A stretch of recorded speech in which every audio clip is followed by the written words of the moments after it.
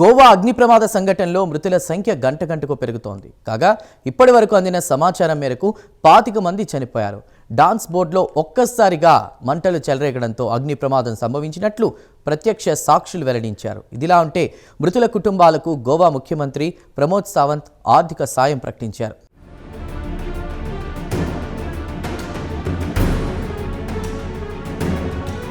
గోవా రెస్టారెంట్లో అగ్ని ప్రమాదం జరగడంతో యావత్ దేశం ఒక్కసారిగా ఉలిక్కిపడింది. ఈ నెల 6వ తేదీన రాత్రి ఈ అగ్ని ప్రమాదం జరిగింది.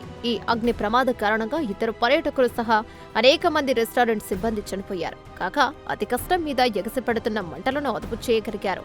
కాగా అంతిమంగా చనిపోయిన వారి సంఖ్య 25 వరకు చేరుకుంది. అయితే ఈ సంఖ్య మరింతగా పెరిగే అవకాశాలున్నాయని అధికార వర్గాలు వెల్లడించాయి.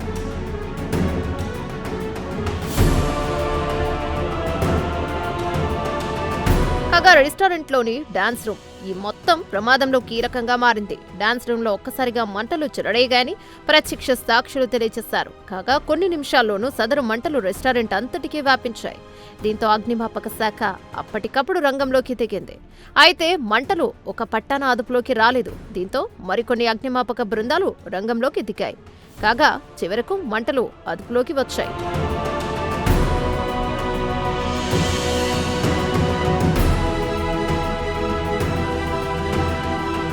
కాగా అగ్ని ప్రమాదానికి సంబంధించిన సమాచారం అందిన వెంటనే గోవా ముఖ్యమంత్రి ప్రమోద్ సావంత్ స్పందించారు. హుటాహుటిన ప్రమాదం జరిగిన రెస్టారెంట్ వద్దకు చేరుకున్నారు. ప్రమాదం జరిగిన తీరుతెన్నుల గురించి తెలుసుకున్నారు.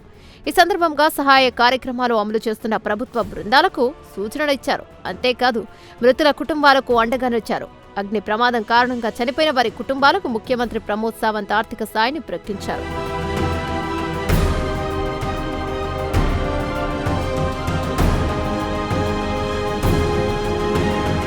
ఇక ఇదిలా ఉంటే గోవా అగ్ని ప్రమాదంలో మొత్తం 50 మంది వరకు గాయపడ్డారు. వీరిలో 5గురికి తీవ్ర గాయాలయ్యాయి.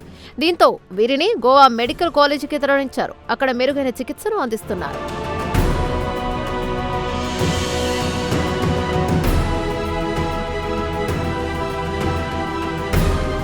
కాగా అగ్ని ప్రమాద ఘటనపై తనకు అన్ని వివరాలతో కూడిన ఒక నివేదికను సమర్పించాలని పోలీసు ఉన్నతాధికారులను ముఖ్యమంత్రి ప్రమోద్ సావంత్ ఆదేశించారు. ఈ నేపథ్యంలో ఫైర్ యాక్సిడెంట్ పై పోలీసులు కేసు నమోదు చేసుకున్నారు. అలాగే సదరు రెస్టారెంట్ ఓనర్ అలాగే మేనేజర్లపై కేసు నమోదు చేశారు. మొత్తంగా అగ్ని ప్రమాదం దుర్ఘటనపై పోలీసులు దర్యాప్తు ప్రారంభించారు.